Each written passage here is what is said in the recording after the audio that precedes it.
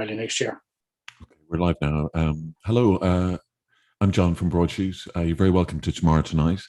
We're very honoured to be joined by Derek Mooney, who is a Broadsheet columnist and a public affairs consultant. Good evening, Derek. Hello, John. How are you? I'm very well, thank you. Lots to talk about. You had a column today about Micheál again.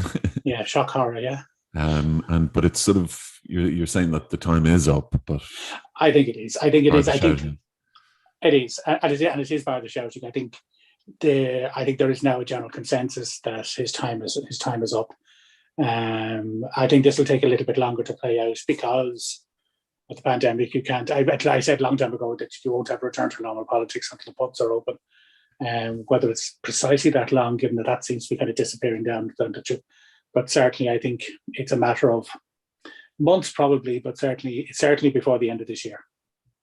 And probably well before the end of this year, would be my own guess. And in terms of a leadership push, then Jim O'Callaghan, is that the? I think there are a couple of possibilities, and I'd be surprised if somebody else doesn't emerge. Not because of any great reason, but just I think the people it gets kind of very sure that it's Darragh O'Brien and Michael McGrath within cabinet. Both of them are reasonably well placed, and then I think the person who's been making most of the running from outside cabinet is Jim O'Callaghan. But don't be surprised to see somebody else pop their head up, because what sometimes happens is it's not people necessarily going for the leadership, it's people signalling their intent for a future move, or to position themselves for a cabinet position or whatever, or to position themselves, which I think could be the most important thing, is about how the party re-envisage itself. It can't just be continuation of not business as usual. It can't just be, well, look, we need to turn the clock back 9 months or 12 months. You need to turn the clock back a good way forward to recalibrate it and then move it forward very, very big amount. So you could well have somebody else, or somebody in your want something new, the new side of this, just to put down a marker. I don't know which. A woman, perhaps. Wouldn't rule it out, but it again, which is I'm thinking of a type rather than an individual. So like we're putting a name on it. Yeah. But again, which is, having said that, it could well just be one name. It could very easily be people have decided, look, we don't want a large period of, or a kind of long period of introspection. We want somebody who has a big vision, and if somebody can express that clearly, and I think that's Jim O'Callaghan, and I think this could happen quite quickly. So I wouldn't rule one thing in or running out, but you would be in Team Jim, would you? Oh yeah, I think you do. Yeah. There's no formal thing. We haven't. No. I appreciate that. I know. There was a piece in the Sunday Independent there, kind of weeks ago, which seemed to take it as a thing to be shocked that I heard somebody asked me, said, "Have you spoken to Jim O'Callaghan recently?" I said, "Yeah, I was talking to him last week," and people seemed to think that was shocking. But it was, well, I was like, you could pick any 2 to 3 week period over the last 10 years, and I've spoken to Jim. He's my local TD. Yeah, okay. I could be a contact very frequently. So what about Barry Cowan and Eamon Aqueeve? I think both of them. I'm not sure. Well, I was going to say I wouldn't dare to speak for Eamon Aqueeve. No. I think Barry has kind of ruled himself out. I think, but I wouldn't swear to it. But I think so. And I think Eamon Aqueeve would probably put his name forward to represent an idea or a direction, rather than necessarily to put himself in to the person. And I think if he felt that the issues he wants addressed, and they are ones of kind of rural investment. Yeah. And strange enough, Eamon has a perception of being this very traditionalist. And he is probably one of the most progressive people in the party when you get down to what he's saying, if you get beyond the manner in which he says it. Yes. So yes. I think that would be an interesting one. But I don't know. Again, there's a lot of other names you mentioned. There's a lot of people who've come in the last intake. There's a lot of other people. So okay. I don't want to stick the boot into Micheál all night, but there was something I wanted to share with from this evening's press conference about. Oh, this is the thing in the Croke Park at the rural investment. This is about him and Varadkar and whether they're at odds. The voice is Gavin Riley from Again, on just the contents of the rural plan, the point is taken about the lack of financial sort of assignments. Can you hear that? 152 points that are within it. I think only one actually has a specific deadline built into it, which is the one about 20% of public work being done from home, which was already announced in the budget. So whatever about the financing, why isn't there specific timetables committed to here to try and give some resonance or reality to these plans? And if I may just ask on a wider topic, I know you just said that there's very little you can say today about tomorrow, but a couple of weeks ago you said that you would aspire to outline a 6-week plan for what would prevail after April the 5th. Thomas just said last week you didn't think that would be fair or reasonable because it may not be deliverable. Are we going to see a 6-week plan tomorrow? I think you're overplaying that, Gavin, with respect. You're overplaying it. No, with respect, no. I said we'll deal with that tomorrow. There's no issue between me or anybody. Yeah, fine. Yeah. No, I think you're overplaying it. I think you're overhyping that. It's wrong. I'm overhyping. I think there's no difference between the Thomas and that at all. And we'll deal with this tomorrow. You said you would do it. Yeah, I'll come in on that.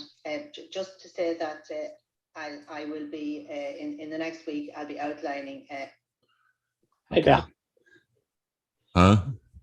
Yeah, no, there's a tetchiness there, and there's a better way of handling that. And look, I mean, it often happens in a press conference where you want to talk about one thing, but the journalists clearly want to talk about something else. It's not exactly unheard of. no.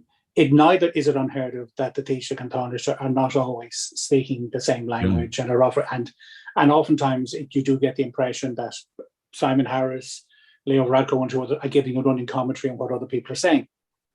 And again, which is the Taoiseach goes out of his way to play this down. That's fair enough. But there was a better way of doing it. And I do think you are starting to see a man who's under pressure, a man who's feeling it, and by the way, none of that is something to be criticised. Nothing that's something to be blamed for. I think he is carrying a great deal on his shoulders. Yeah. But there was a better way of expressing that. There was a better way of doing that today. Can I also share something with you from tonight on Virgin Media, just on the NEFID thing? Just put the sound up a bit. Sorry for this. No problem. Yeah, that's fine. You can hear that now, I hope. Yeah. Hotel quarantine list, including some countries in Europe. Yeah, this is quite interesting here. So the Irish Mirror has this story this evening suggesting that some big name European countries where incidence rate could be quite high might be added to the mandatory hotel quarantine list. At the moment, just 33 countries on the list, Austria being the only European country at the moment. And obviously this is not the first time that NEFID has recommended this. It recommended it all the way back last year. So it will be interesting to see whether the Cabinet Subcommittee has given any further thought to this and how far they're willing to go if they are willing to take it up, because we do know that up until this point they have been very reluctant to introduce a blanket ban on introduce a blanket mandatory hotel quarantine.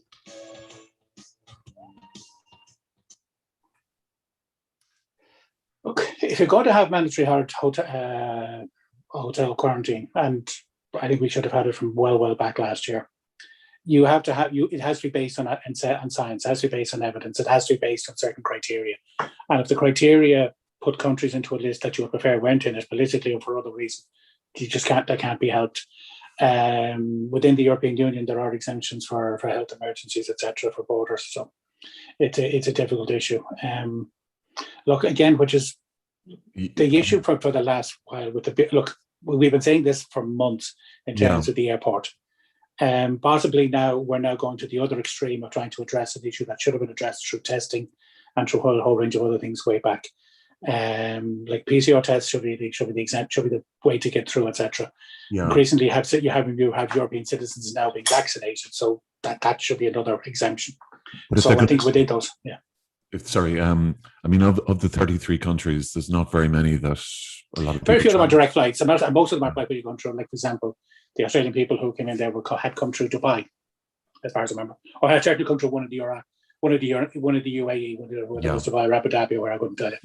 Yeah. So that there's that stuff. But I mean, look, again, which is that once the rules are clear, that's what people want, is the clarity. And once the rules are clear, and once the rules are clearly being applied. Apart from Austria, there's no European country. I mean, if they include European countries, then on what criteria would they? Well, it has to be based on. As far as I know, it's based on the R rate, it's about the hospitalisation rate and the infection rate within that country. So it would be based over it's either a 7-day or 14-day caseload. Best of my knowledge is what it's based on. And again, but the difficulty with this is where you have we have a lot of connections, but we have a lot of indirect connections. So it's where they're coming through other countries, etc. So I don't think there's many connecting flights through Vienna or through Salzburg or anything like that. So I don't think that's probably a big issue. But if it was somewhere else, then it will become much bigger issue. And again, like everything, it's they start with a few countries and then suddenly, they. Well, it's not that they grow the countries. If the criteria is applied equally, that's it. But they establish the principle. I mean, they get the detention center, they get the hotels, they get the army ready and everybody, and then they include.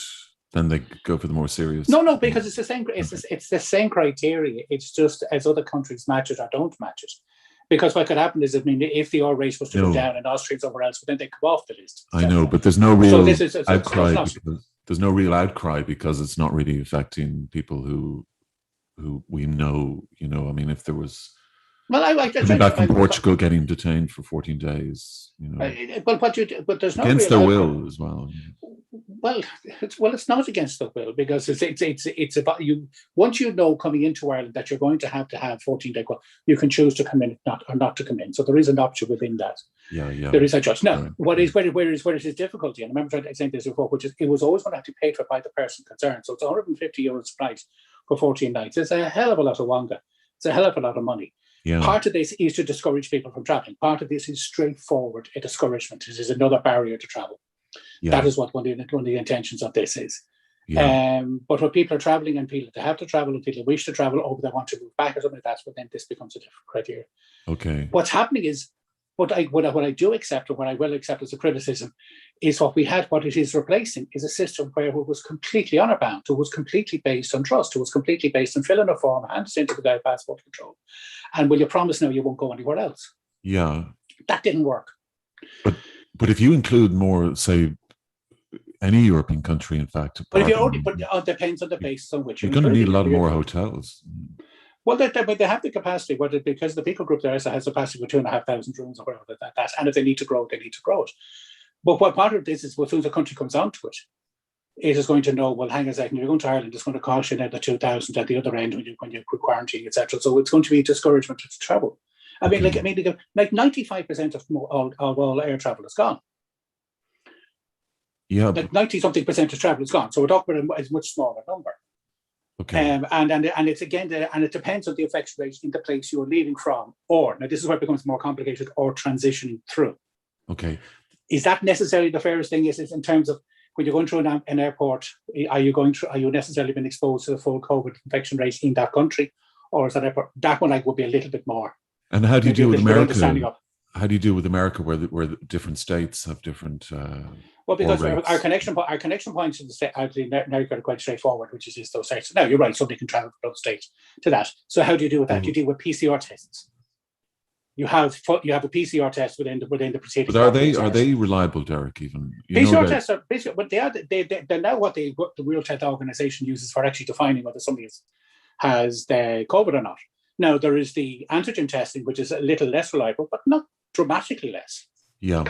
So, and I firmly believe we should have been using antigen testing at the airports non-stop. It's a quick test. It's an easy test. You get the result there and then do a follow-up test 48 hours later and check again, and then have the quarantine time period. There are a couple of other models. I think I spoke about the ones or two or three of them over the last couple of months. Yeah. One of them, which was actually operating in the Gulf states, is where you arrived in, you got a tracking bracelet, you did a PCR test, you did a PCR test when you left. You arrived, you did a PCR test, you went into mandatory quarantining for 24 hours until that second PCR test came through. If it came through, you're free. You're out there and gone. If it comes through negative, then you've been tracked for the next 24 hours or for the next 5 hours, never a couple of days, and you'll do a PCR test. So there are things within that, because don't forget, the biggest problem from COVID is the non-symptomatic transmission. It's people who don't appear to be sick who are transmitting it. That has been, and particularly with the new variants, that is also the big problem. Yeah. All of these methods are crude. All of these methods are now. Well, certainly in the case of Ireland, that we're not so much locking the state door. We're also arguing that we're behind the times on this, and this is something we should have been doing last September, October, November, and we might have had what we had December. Yeah, and we're over correcting now. I think there's a certain degree to which we are. I think that's not an unfair criticism. Okay. Let's have a look at the papers. Irish Examiner, and case is too high to ease limits. So it's. I mean, shock horror.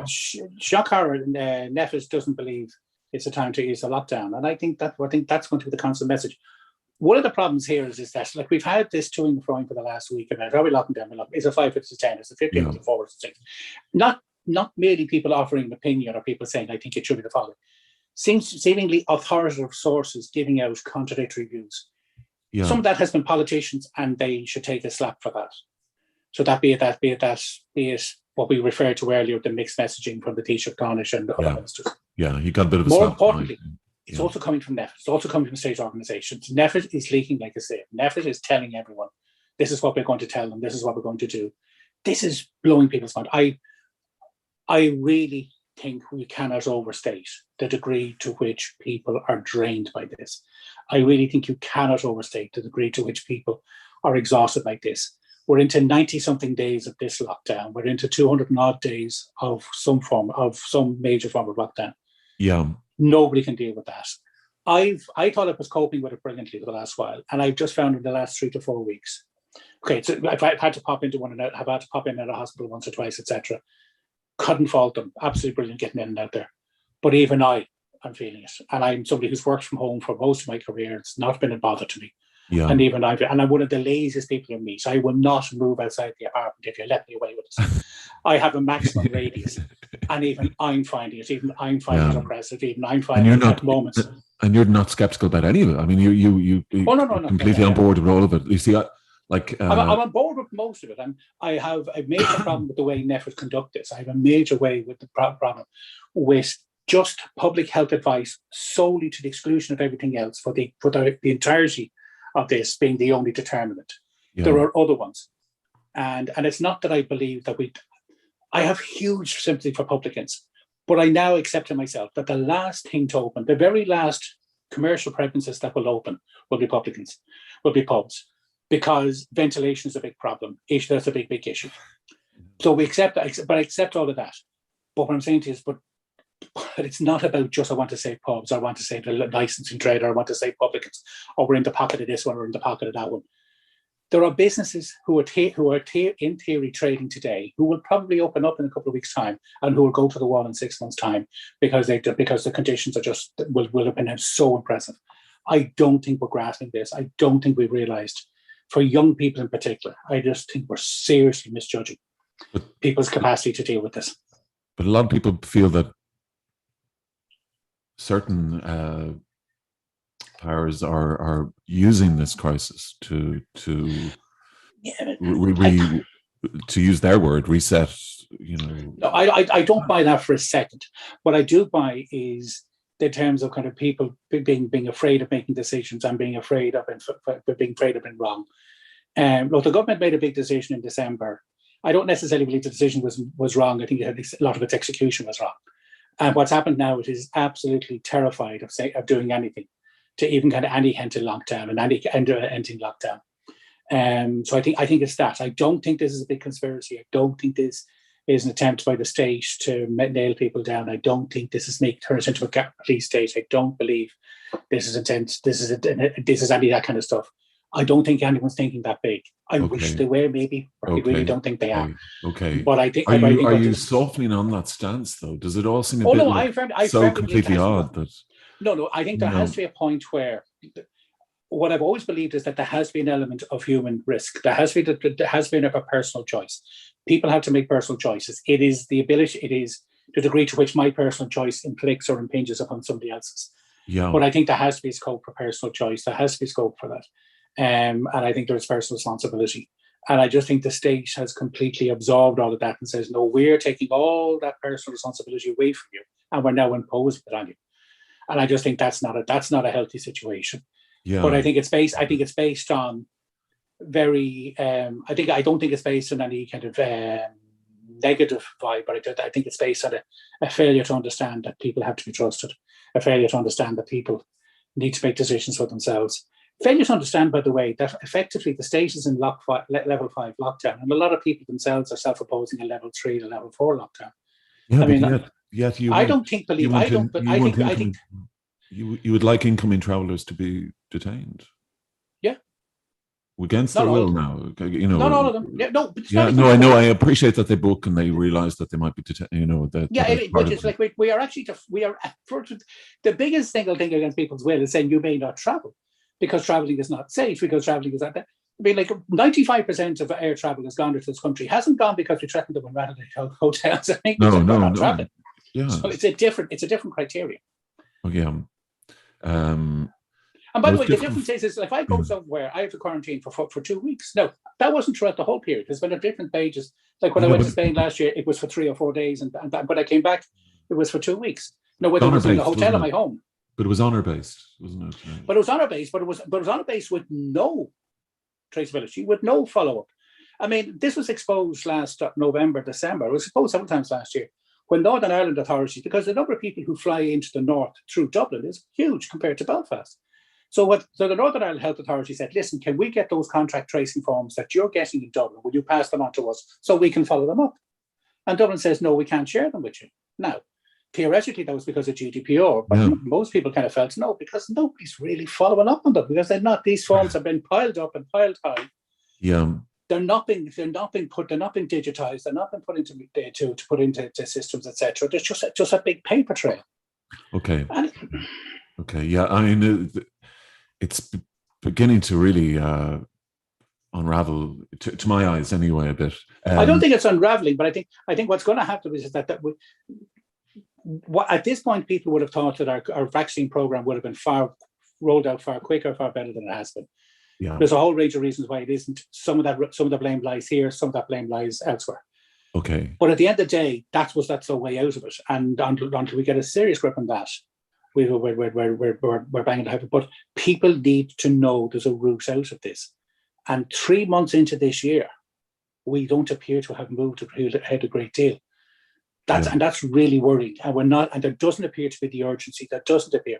And I think the mandatory hotel quarantining has been brought in to give a sense of urgency, but it's actually treating an issue that that's already blown up. Yeah. I think the restrictions will get worse. Actually, Derek, it looks like. I'm not too sure that there's any hope for them to get worse. Which is what are they? I mean, you mean? I mean, well, they'll just remain as. No, I suspect here that we're going to be in some form of lockdown long after the rest of Europe. Yeah, that's what I mean. Now, this is where this is going to cause a huge problem. Is on our neighbour on this island, the people who share this island with us, already 50% of all adults in Northern Ireland have already been vaccinated once. And how many? 50%. Many in the Republic. I can't remember the percentage. I think it's 6-7%. 6 or 7%. 6 or 7%. Yeah, 6. Yeah. I just trying to think. I think that's maybe with 2 vaccines. I'm just trying to find if I can find the number. Yeah. Yeah. So it's like we're a good bit off on this. Yeah, there's 570,000 people have received their first dose of vaccination, and 219 have received a second dose, so they're fully vaccinated. So you can take the number of that in terms of the adults. So I think in terms of first doses, we're probably up near to 10%. We'll be a little higher than 10%. But I mean, like we're nowhere near where we should be. We're nowhere near where we could be. And they need to reach a little level of. Whether you call it herd immunity, whatever you call it, the rest. But I think the general belief is if you have vaccinated people of 49 and above, they're the people in the greatest risk. So if you take the people out of the greatest risk category, you're therefore taking the people out of the possibility of going to the ICU, possibly having to get going to need treatment to people who are the greatest risk. So if you take them out of it, now the disease drops. The spread doesn't drop, but just in terms of its intensity and then the head. No, you will still have deaths. That nobody's claiming that you won't. But I think today the number of cases in the north today was below 100. There were no deaths in London for the first time since last September. Right. The British stats are going the right direction. Ours are static, and Neffet says when they remain static, then the chances are they'll go up. Yeah, I think that's going to be the big fear. Is that's in April they'll take a bit of a hike. Now there's also plenty which is that this isn't quite seasonal, but the more people are outdoors, well then that's probably the chances may also drop as well. So it's a little both. Of course, yeah. Right. It's difficult for me. I mean, I'm very skeptical, but I understand that the vast majority certainly our readers have no issue with this. Yeah. They would be more kind of zero lock everyone up, I think, would be No, the- it's not. It's not like, oh, no, we'll let that one pass. Let that slide. The Echo, 35% in jail seeking drug aid. Yeah, they're on some form of methadone or other kind of maintenance program. So it's just, again, which is, I mean, look, this is a linkage that's long since been determined, which is the link between crime and drugs. This is something we've known since the 80s and 90s. Derek, I wanted to ask you about the Rural Ireland plan that was announced. Yeah, no, it's a fascinating plan. Most of it seems to be applying to the public sector. But it's basically kind of letting people have the right to work from home. It's saying that I think one of the most interesting parts of it, from my point of view, is these governmental hubs. So they're going to actually have, rather than people traveling up and down to the departments, etc., they can go to local hubs, and local towns will have an area where various people can plug into their own departments or state agents, etc. And that's really beneficial, because it's going to have benefits in terms of taking traffic off the roads, people living closer to home, people living to where they originally come from, moving the ship. I described it to somebody today. It was decentralisation 2, decentralisation 1, which everyone condemned at the time, but Charlie McCreevy moving government departments away. That was the public sector idea, wasn't it? But that's the whole thing. This today is public sector. Now, the Dáil Leo Radker has announced stuff for private sector in terms of giving the right to work from home, giving the right to disconnect, putting together guidelines. And we're actually, would you believe it, from one of the clients I deal with now, we're actually in the process of looking at a project in terms of, we're just saying to people, well, we're talking about major companies, so have you got a plan in place? And a lot of this seems to be regional. The countries are basing it about what they're saying happening from country to country. Companies are doing it what they see country to country. Right, yeah.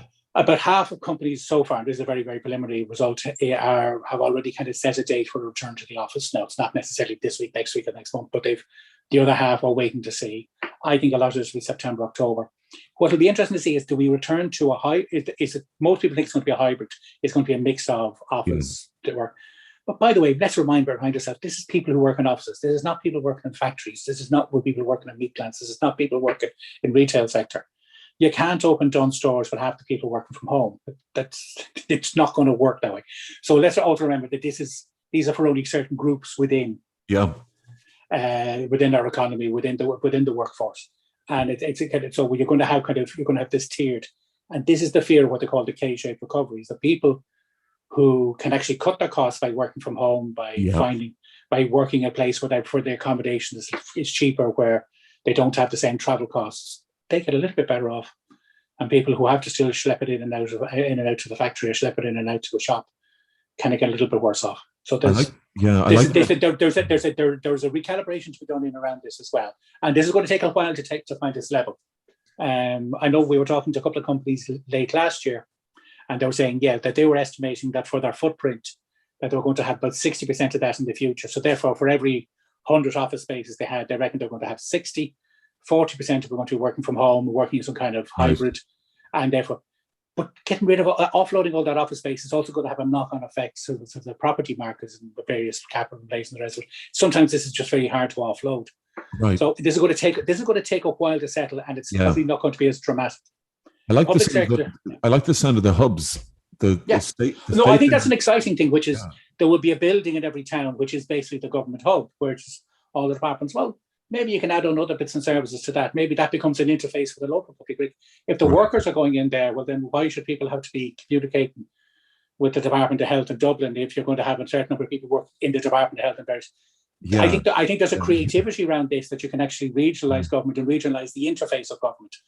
And by the way, don't look at returns of the closure of banks, the closure of post offices, and the rest of that side. So this is a good dynamic. Not too sure they've worked it out yet. But the announcement today was ambitious. But I hear from Gavin saying the rest of this. The timelines are certain. It's quite uncertain. Yeah. And what can often happen in public services is they say, well, look, who wants to go for this? And then they're the people who go for it. And then other people say, no, I'm staying where I am. And then suddenly you have the systems built the wrong way around. Yeah. Does it mirror what O'Queeve has been saying about rural Ireland? It does. And by the way, it's been something that governments have been saying for a good while, when you think back at this, which is, and it goes back to decentralisation, etc. Yeah, it should have happened after the crash, shouldn't it, really? I felt that was a great Probably opportunity to. It's a great opportunity to kind of to wipe the slate and start again and redesign something from scratch. Problem is, it also costs an awful lot of money, and so one time you don't have money. Well, it was the time that houses were priced low, at least, down the country, you could have. Oh, absolutely, yeah. Pubs and stuff. But I suppose now with pubs closing, these are going to be the hubs, I guess. That's the suggestion, isn't it? Well, I'm not too sure that was the suggestion, but I mean, it ends as something which is this. But again, this will all take a while to find its own level. This will take a while for it to recalibrate. And I think sometimes maybe what happens is that it's a bit like one of the worst things you can ever hear of a company is that, we're downsizing, but it's a voluntary redundancy program. Yeah. Who goes in a voluntary redundancy? The people who know they'll survive elsewhere. Who stays? Yeah. So I think this is going to take a little bit more, little while to find its own to find its own level.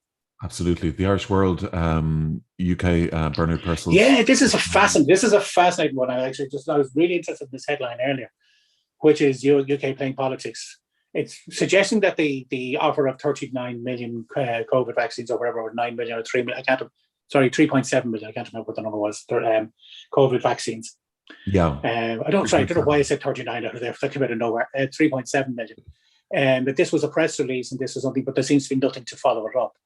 I think most people will accept that by the time the UK has enough vaccines left over, we'll probably be on a far more secure supply line ourselves from the EU.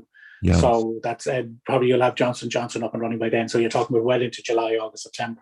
I guess more importantly, but it also appears to be, because it seems to be an attempt to put a bit of a wedge between ourselves and the EU, which is it appears to be more a gesture and more a game playing. If the Irish news story is right, and I have no reason to doubt it, because they certainly stand it up a good fair bit. Like surplus, what surplus? Yes, yeah, and also Jim O'Callaghan's his features in there. I think they carry a large feature on his paper that he produced last week. Yeah. I've noticed he's sharpened up a little bit. He's less lugubrious and kind of. I've never thought he was lugubrious, but that's it. I think I've always thought that. He's got that side Dublin rugby kind of. No, actually, not really. No, but we'll barristery. Yeah. Well, look, he is a barrister. He's one of the leading senior accountants. So what do you expect? I mean, but like me, no. I've always found Jim very easygoing. Yeah, no, but he seems to have kind of lightened up a little bit. Or people have just gotten to know him better, or people are just seeing more of him. But I think this is probably the case. Yeah. John Spillane, do you know him, singer-songwriter? Yeah, I do indeed, yeah. It's the sexy stuff. I thought the fascinating thing about singing in an accent, I've always thought one thing is, I'm not too sure you sing with an accent as such. I don't know, to his point there, people should learn to sing with their own accent. Yeah. I think there is kind of a North Atlantic thing that we do maybe aim for. But I'm not too sure that people sing with an accent. I think there's an intonation that there's something else. I don't know. Well, they do. You see, you listen to Elton John. I mean, he's from Pinner or whatever, and he sounds like he's New Orleans or something, that's it. That's like, good God, it's like Ronan Keating. I mean, Jesus, spare me when it's. I say, just reminded me of something there. The rest of my granny, my father's mother. She was very good friends with the Wilkinsons, and she knew Colin Wilkinson's mother. But I remember when Colin Wilkinson would be on the television. The rest of my granny had a theory that all he needed was one big cough, and he'd have a lovely voice, because he had this gravelly thing. And she said she used to describe him as having a voice like a stone under a door. I don't know. It's all in the ear of the beholder, I suppose. Fantastic singer, isn't he? Though. Oh, actually, live was just amazing. He's the Valjean of. Oh, the Les Miserables. It's just fantastic. But believe it or not, I was actually listening to a couple of tracks on Les Miserables earlier. Just shows you what my life turned into. But do you know the famous story about when it was on in the Point? There's a shot. Where Jean Valjean is about to shoot the other guy, and then puts the gun up in the air and pulls the trigger. And this massive explosion. And somebody in the Point here, so either when the life, I don't think they ever found it. Next thing, you got this rubber chicken and just threw it over the thing, so it comes falling down from the stage.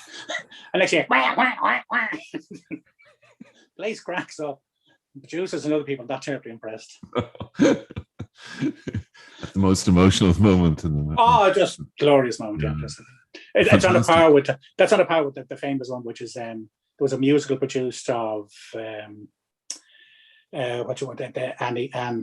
Frank, the Anne Frank story, Oh yeah, And yeah. it was so she's in the- absolutely bad. At the end of Act 1, somebody roars out, "She's in the attic." yeah, to the Nazis. Yeah. Yeah, Colin Wilkinson, fantastic. Does he still sing? Extraordinary. Does he still? Would you believe it? I honestly don't know. And I have a vague memory because when I was in Sing Street, we were in the choir. So we were in the professional productions of Joseph, it's based in Technotric Intro and the rest. But I think Colin T was in Jesus Christ Superstar. He was. And And I have Joseph a as well. vague remember. I definitely remember doing it with Noel Purcell. I remember when we were in the professional production of Goffs and the rest of us. But I have a vague memory of either going to rehearsal or Colin Wilkinson. I think he But played I Herod. don't think I was picked for it. Which? He played Herod, I think. Yeah, that's exactly it. But anyway, so I just remember kind of this guy, and again, which is who the fuck is he? But anyway, so that's beside. We used to do. It was in the rehearsals in the Eamon Andrews Studios at the top of Harker Street, where Yeah. I think it's Ernst and Young now or something like that. Is it? It was an incredible Goffs. I saw Joseph there actually as well. Yeah, I was in that. I was in the choir. You were in that. Yeah. With that's amazing. There was Jim McCann was the narrator, and he alternated with a guy called Des. God, I can't think of his second name. You know the famous singer at the time. It was more a cabaret singer. Tony Kenny. Tony Kenny was the lead, yeah. Yeah. And it was what's your man's name? Johnny Logan's brother, I think, was played the Pharaoh. Who played? It wasn't Johnny Logan, I think his brother. I don't know why that's somebody. Care O'Doherty. So it's Care O'Doherty was there. He played the Elvis The Pharaoh, yeah. The Pharaoh, yeah. The Pharaoh, yeah. Amazing, wasn't it? Extraordinary. Goff, which Goff's actually it's a fruit location for a stage show because it's in the round. Since then, I mean, in terms of that place being, no idea. That's because all the dressing rooms are set up in the underneath the seats, and it's a massive big hollow arena underneath it, and all the dressing rooms were set up in there in porta cabins the whole way round. So we just run off and in the back, and it was brilliant. Yeah. I mean, I'm nearly sure that I was earning more then than I was a couple of years ago. That's the sound of it. That's I think funny, because we said because I think as far as I know, we used to bring there was 12 of the choir. I think they used to bring 15 of us down, so 3 would be on standby. And so you'd end up just sitting there watching it and drinking Coke and whatever else, and trying to peer into the dressing rooms. That's an entirely different matter. Yeah. And God, yeah, directed by Alan Simpson. That's absolutely correct. Yeah, I remember doing the rehearsals with Noel Purcell, and he managed to get the cable wrapped around his legs because he was preparing it for the round, and Noel Purcell was playing Jacob, so he was there. Nice. So we were in the Eamon Andrews Studios, but he tied the thing around his legs, like a man of his age. He fall over, he was gone. And next thing he cops this. Jesus, I've never heard such a string of expletives. Mother of God, he turned the hair blue. We're in hysterics, and there's a poor Christian brother there, kind of waiting for the ground to open up and swallow him. No. And next thing Noel turns, I'm sorry about that, Father, but that got such another string of expletives. Great, anyway. Fantastic thing, fantastic for you. It's a great crack, yeah. So, world leaders call for pandemic treaty. Not sure what that is. Global accord. Yeah, I only had a chance to look at the headline that I said, which I think again, which is. But the gas part is one of those people who's calling for this. Merkel won't be there when it comes around because she's due to be gone by September. Yeah, it's a globalist. The globalists are really making hay. The Guardian called for urgent inquiry into Syria's school sexual abuse. I haven't really been following that, but have you, Derek? No, I haven't. And I'm not touching you on that because the thing was that I went to was those looking at the story below it earlier, which is the trial of George Floyd's alleged killers, and I think it's the next one, the next 2-3 stories down. I think it's with one of the New York papers has 9 minutes 50-something seconds. Oh yeah, no, that was the Metro. Yeah, I'll show you that's it. That's it there. Yeah. Yeah, that's it. Yeah, just the Times. We're on track to reopen pubs and shops. Shops, I think pubs will again. Well, I think there will be a gap between pubs and shops. And again, in pubs, they've got you can't serve. I don't know, cheese and onion crisps or whatever. They're sort of having these petty restrictions. Yeah, no. By the way, I do think that which is rules for the sheer hell of rules rather than actually some linkage to what they're trying to achieve. It's a better one. Again, look, it's pubs coming back kind of August, June, July, August, where you can have outdoor areas and restaurants, and we're going to have to councils are going to have to grow up and let people have outside areas. Right. Because you can't have people inside. We're just going to have to grow up a wee bit on this one. Right. We can do it like, or Perhaps you'll tell Taoiseach Jim O'Callaghan at that point. from your lips to God's ears, anyway. Go on. We don't need EU. 60 million new jobs made in Britain. Yeah, this is the Novavax, which has now been bottled in the UK rather than Germany, as far as I know, something like that. So I'm not too sure that it's 60 million, but it is. Okay. But again, it's a fake. It's a fake war. It's a fake battle. It's kind of as if Europe was trying to stop this from happening. It wasn't. But I mean, again, I just as a Remainer. I mean, it hasn't been a great few weeks for Remainers, has it? Really, in terms of. No, it hasn't. But in fairness, now Tony Connolly had a very good thread over the weekend, and again, it was hilarious to watch. Many of the Leavers having a meltdown and saying, "Well, oh no, we invested more." I said, "No, the European Union invested just as much in AstraZeneca as the UK did. It put up as much money up front in terms of pre-purchasing agreements, etc." So, guys, can we just back this down? I mean, okay, you can argue in terms of what the contract states, etc. And that could well have been a naivety from the people who were negotiating this from the trade view in the European Union, and they certainly could. There's no question that they could have handled it better. Yeah. But at the end of the day, AstraZeneca has pulled a fast one on the EU, and they can slice it up and down and sideways. That's the simple fact of it. Yeah. When you kind of say, like, we're giving you 90, we'll have 90 million doses, and they give you 30 million and say, well, listen, sorry, there's nothing we can do about it. But it seems to have saved the Johnson's skin, doesn't it? Well, absolutely. And by the way, I remind people, this was not Johnson's idea. This was Tony Blair. Tony Blair was the one who put this plan together at the beginning of January, which was to vaccinate as many people as possible, get your hands as much vaccine as possible, and vaccinate everyone once, and then worry about coming back to do the second dose after 12 weeks. That was Blair's proposal from minute one, day one. From I think, I was going to say January, I think it was actually from December. Right. And I think that's it. And Johnson had the cop on to do it and to go full tilt on it, and has turned things around for himself. I mean, he's completely made a difference. New York Times. Then there was a story you were mentioning that. Oh no, you thought it was on the. I thought it was original. Right, it was the Metro. For some reason, I thought it was the New York Post. For some reason, I don't quite got that into my head. Oh, that's Guantanamo Bay. The Suez, the ever. Yeah, the ever down is ever up, or whatever it is. They locked hard. They whatever. Nomura and Credit Suisse hit as Archegos sparks. I literally have no idea. Right, that's almost like one of those things from Variety. Mix, ticks, whatever it is in the rest of the menu. Yeah, Wix, sticks, mixed. Yeah, Bix. Oh yeah, I'm not even going there. Yeah. This is Dad Bods beat Gym Gods. Well, that's. I mean, look. I mean, I've been a long time waiting for that. I knew it. Anyway. Finally. I've been like kind of one. I've been 40 to 50 years out of the time. It was to happen. Yeah, that to happen. It was Uri Geller who floated the boat. The power of course it was. Yeah, some spoon underneath that had caught it in place, or some fork or whatever it was. So Derek, you're feeling better anyway because. That's like it wasn't that serious. But I mean, no, I think just you said before I came out on the rest, I had to go down to Vincent's to say this week to have a test, and I've never been a fan of hospitals. I've particularly not been a fan of Vincent's. I've always said if you chose a dying in an ambulance and going to Vincent's Hospital, it's suggest to die in the ambulance. It's less painful in the long run. I went into Vincent's. I was seen within about 2 to 3 minutes of checking into reception.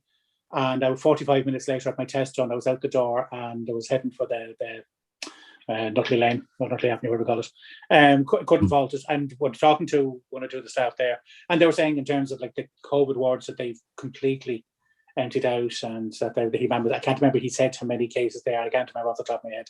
Right. But he said like this was dramatically down in the last, compared to 2 to 3 months earlier. It's great. But there was a huge, I was also like, there was a lot of activity. There was a lot more activity than I expected to see. A lot more people to and froing, and doing it very safely, very carefully. People waiting for other people outside, and just one person going in to see whatever the rest of stuff. Right. I have to say now, I was kind of going to Vincent's with a little bit of trepidation, and absolutely none. It was the right thing to do. And my mother got her vaccine. My mother got her vaccine last Thursday. Did she? Great. But apparently she was told that she was getting them. She forgot to mention, so she got the dates wrong.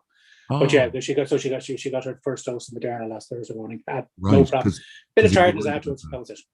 You were worried about that because she was within. No, I was convinced. I was convinced that she should have known by then. As it turns out, she probably did, because there were 2 appointments, and I think because again, it was done through the health centre and the rest of it. And in fairness, they had enough wit to realise that this is a non-Spanish speaker. But I think what happened was 2 appointments were made at the same time. I think she got them confused. But she had copped it on. She copped it on herself because they rang her back to check something on the rest of that point. So she had actually. I was thinking last week, and oh my God, I thought she would have known, but it turns out she had been told that week. She just got the dates mixed up. So she was called in on. She was in Thursday morning. Had the jab again. They let you wait for 15 minutes to see if there's any reaction. There's observers there. She was dropped back home, and she said to me, "Yes, she was kind of about 2 hours later. She felt very tired, and headed to bed. That was it. Woke up the next morning, grand, not a bother." That's good. And flying for her, and she's back in now in 4 weeks for the second shot. Brilliant. Is she watching tonight? Will she be watching you? No, God, no. No, we don't allow. No, we don't. No, we don't allow that. No. Not sure. No, it isn't. Look, trying to. My mother. I have problems with explaining on Facebook to her. YouTube. We're not going there. I'm not going there. I know. Well, I know what you mean. I have the same with my mum, and if she is watching, hello. Derek, thanks so much. No problem, John. Great to see you. Hopefully, see you next Monday. And your comments. I will try my level best next week not to write the same stuff like to write about Micheál Martin, or not to mention anyone like that. It's a good column. It's a good column, and every time I read it, it's a good column. The problem